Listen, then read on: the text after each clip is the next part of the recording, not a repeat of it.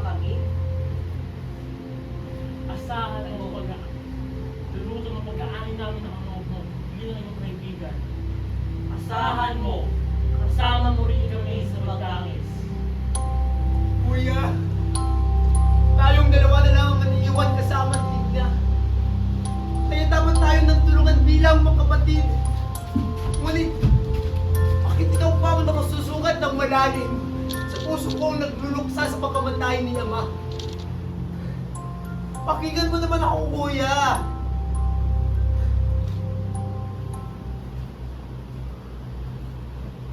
Sa kawalan ng datong mamumuno sa bayan ng Kulon, matugumpay na nasakop ito ng mga Kastila sa pilitang binanyagan ng mga katutubong Tagalog. Samantalang namundok ang natilang hukbo ni Kulon. Pinapanatili, nabulan at banog ang apoy na pangluto.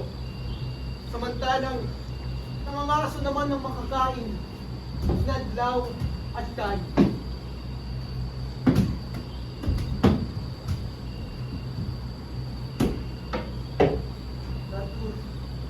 Datu at daw.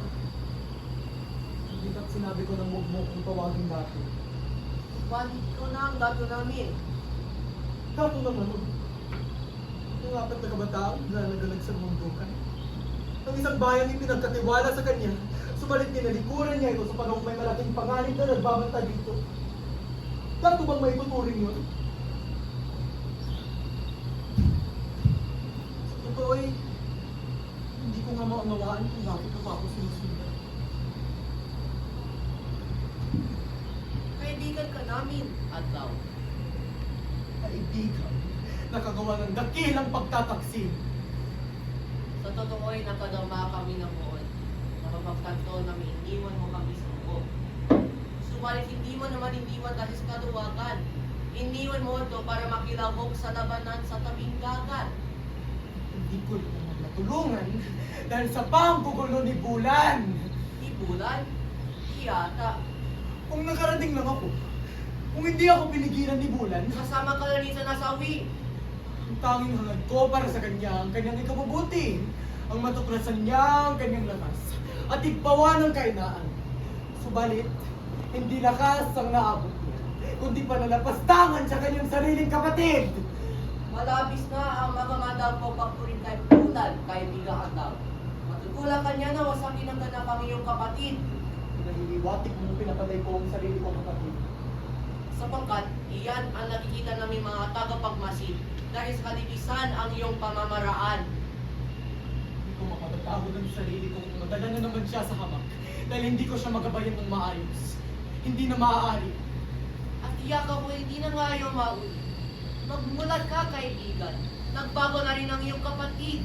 Inagkakanyang kalabanin upang may pagtanggol ang kanyang paniniwala. Maliwanag pa sa araw na natuklasan na niya ang kanyang lakas. Lakas. Ang hina pa rin niya sa labanan. Kung ako ay isang tunay na kalaban, madali ko siyang napatay. Yan ang nakikita mong kadugo niya, Adlaw. Gayon din, siya na lamang ang buhay mong kadugo. Ano ang maglaan ng kapirasong kalinga?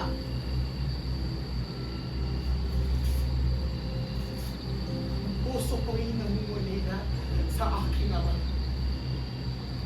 Ang puso ko ay namumulila sa aking kapatid. Hindi ko ninanais maging dato. Hindi ko ninanais mamuno. Ang tanging nais ko lang ay kalinga. Ang tanging nais ko lang ay pag-ibig. Upang maging malakas, kailangan ng kalinga. Kailangan ng pag-ibig. Sa makatubig, susi ang pag-ibig sa kapangyarihan. Kalinga ang pag-ibig ay susi sa kapangyarihan. Di yata. May paraan pa. Paraan? Paraan para magbago ang kapalaran natin lahat. Sino ba ang nagbibigay ng kapalaran ng kalingas para sa kapalaran natin lahat? Lalo na kapag pinakuha ito ng masamang kaluluwa, Ang katulunan. katalonan. Pero kailangan natin magmadali. Ito na ang natin na mga kaibigan sinabanong lipunan.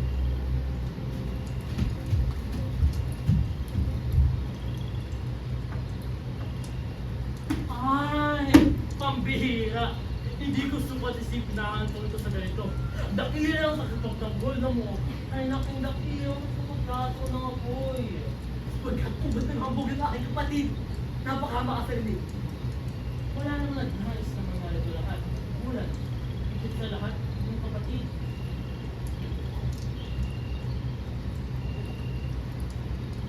Kung hindi lamang niya iyon ang kanyang sariling maparangalan, hindi na pala lamang niya ang uli niya mangindat ng bayan. Mangyayari pa rin ang itinakda ng kasalanan. Mapapagsak pa rin ang muog. Hindi mo yan alam at hindi mo yan malalaman kailanman. Dahil sa matinding pagbabago ni Adlaw, naglaho na ang lahat. Kaya, common yung ang limasok.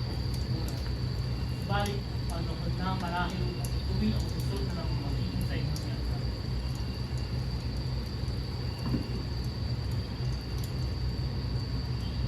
Pag-ibig. Muli lang ang puso sa pag-ibig. Ha? Pag-ibig? Ang puso ay maselan. Nagbamatigas, walang pagkukuman.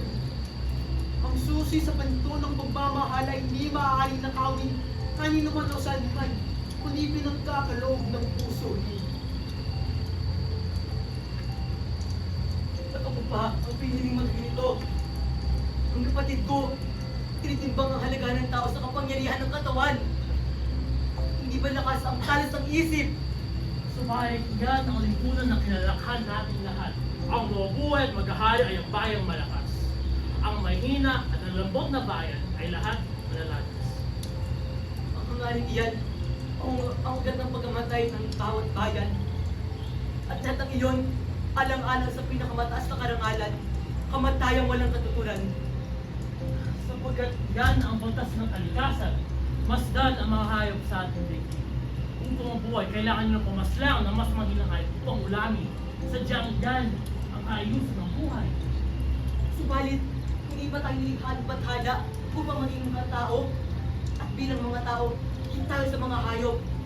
Kaya, kaya natin higitan ng mga manahayop sa pagnanais na maging pinakamapangyarihan. Alam mo, higit na nakakabata ka sa amin, hindi may kakailang yung karunungan. Sana'y makita rin niya ng aking kapatid. Dahil hindi ko lang matulala ng kanyang lakas. Hindi na ako iibigin bilang isang kapatid. Walang kapatid na hindi iniibig ang kanyang kapatid. Bulan, Ngayon, hindi dapat sana lumamig ang kanyang pakikisama sa akin nung batik na ako mapatay ng buhaya. Nasaan na ang pag-ibig? Ang alab, ang ilaw, ang simbiyon ng namin ay pawang nagaglaw sa balat ng lupa. O ang pusong ito ay naghihintay. Tulutan man lamang ng aking paganawa ang aking pagnanangis. Ang hinahanap ko ay pag-ibig, pagkaunawa. Ngunit lagi nila akong ginagawang kasanggapan ng kanilang hangarin. Sa tuwing nang sabihin ko ang aking pagnanasa, ay hinahalakakan ako't walang nakikinig. Inuna ko ang aking kagustuhan. Ngunit tinawag lamang ako walang nakikinig. Ako ay nasa laot ng kagulumihanan. Paano, Bulan? Tayo ay tutungo sa katalunan. Tama ba ang naisip ko, kuya? Marahil, parehas na tayo ng iniisip. Subalit, may nais kang sabihin kay Bulan Adlaw? oo, si Bulan din nais ang kausapin siya.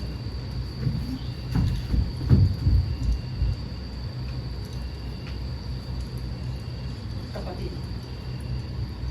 Kuya, nalalagay sa panganib ang ating bayan. Halinaway, isang tabi muna natin ang ating hindi pagkakaunawaan na alang-alang sa banal. Yun. Yun lamang. Ano pa ba ang inaasahan mong sasabihin? Ikaw, ano ang sasabihin mo sa akin? Pagsalita man ako, hindi mo naman ako marinig. Hindi rin naman kita magpipilit. Gusto na ang usapan ko. Hindi kailanman maging gusto para sa iyo.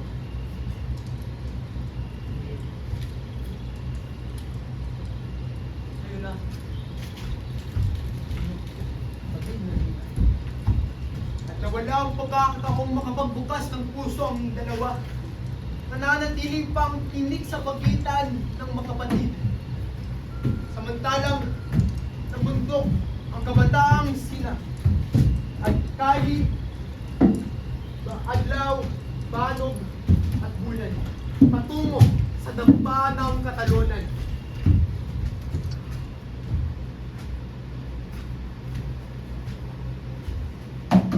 Tao po! Tao po!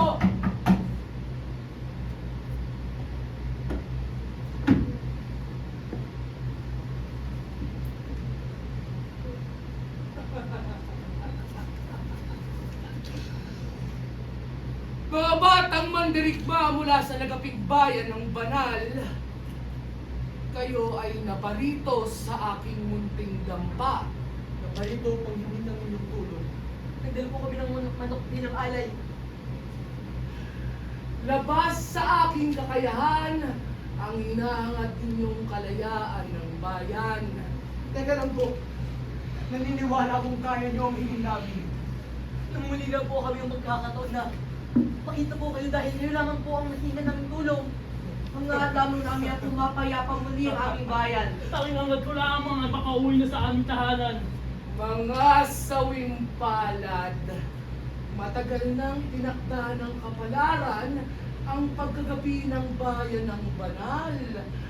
At ito ay tatagal ng ilang daang taon. Hindi!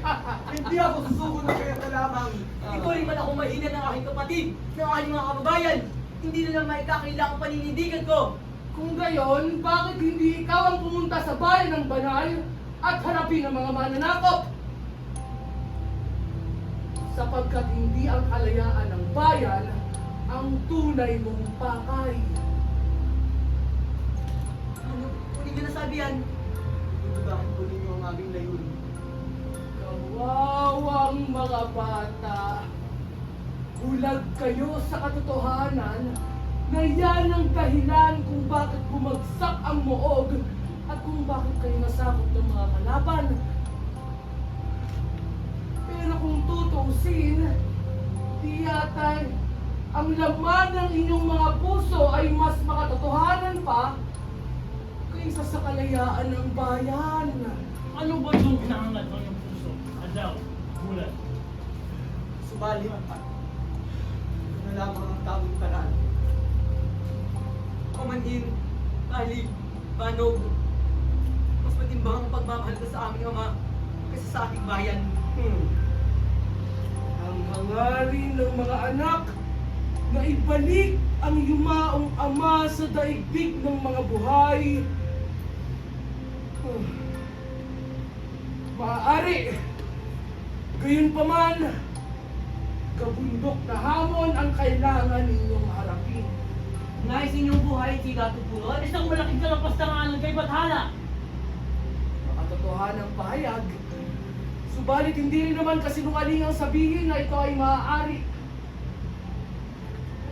Adlaw, bulan,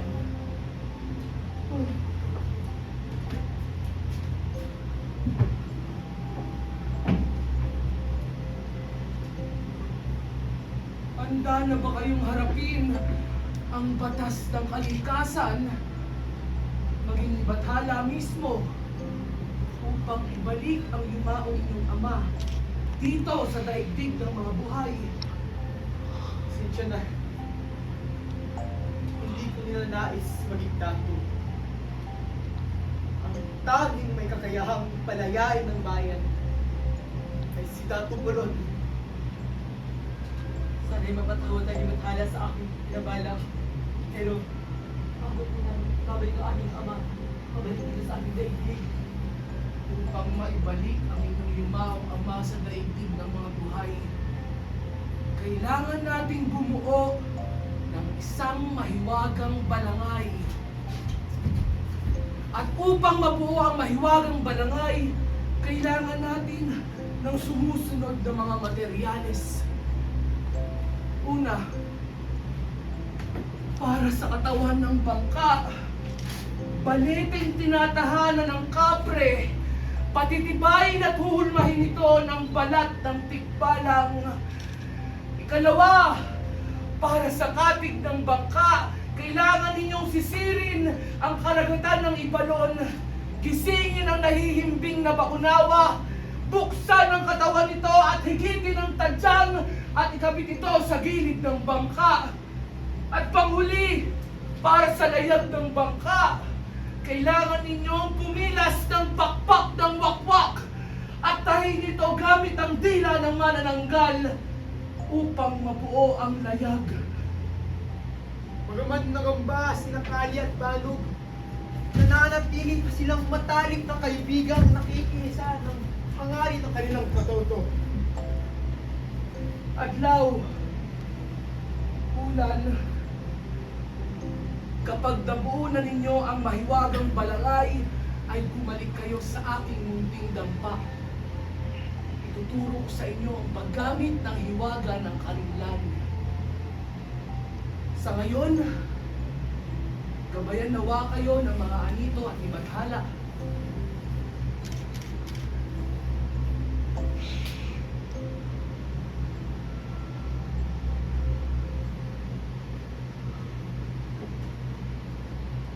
Paumanhin mga kaibigan. Naunawaan ko kung ito ang paraan upang makalaya ang aking bayan. Handa na rin na po ang para sa bayan. Ano ngayon ang aking susunod na hakbang, kaibigang Adlaw? Sa ngayon, kailangan natin mangalap ng kagamitan upang mabuo ang hiwagang balangay. Ngunit kailangan din natin ipaghanda ang bayan ng banal sa muling pag-uwi ng lahat. Kailangan natin ikulay. Maghiwalay. Oo, ang ni Kuya, pagbubog ng balangay. Kali, Balog, kayo ang magbalik kayo bilang mamamayan ng Lakop. At sa likod nila, kita ninyo sa kanilang kaisipan ang kalayaan. Mahusay ng mga hakbangin kapatid. Subalit na paaminin ko'y nangangamba ako. Pero, hindi lang lakas ng katawan ang kailangan upang harapin ang mga taong may mahiwagang kagamitan, Kuya. Kung gayon, pagmamatuli na kami pabalik sa banal. Kasiyan ko ng mga ito, kaibigang Lau. Ulan. Kayo rin, kaibigang Kali. Balog.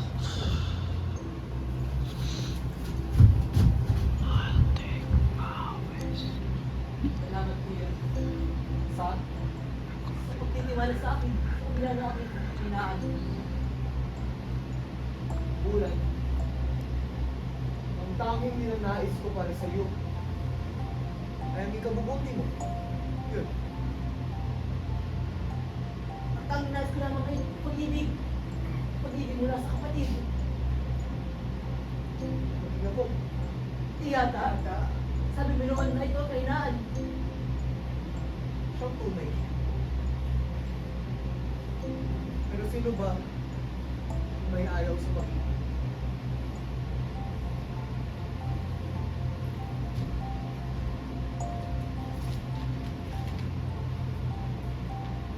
Pagkakataong yun, aking naunawaan. Nakatulad ko ang tao kanin, Kuya. Anak ka rin ang ating yumaong mga.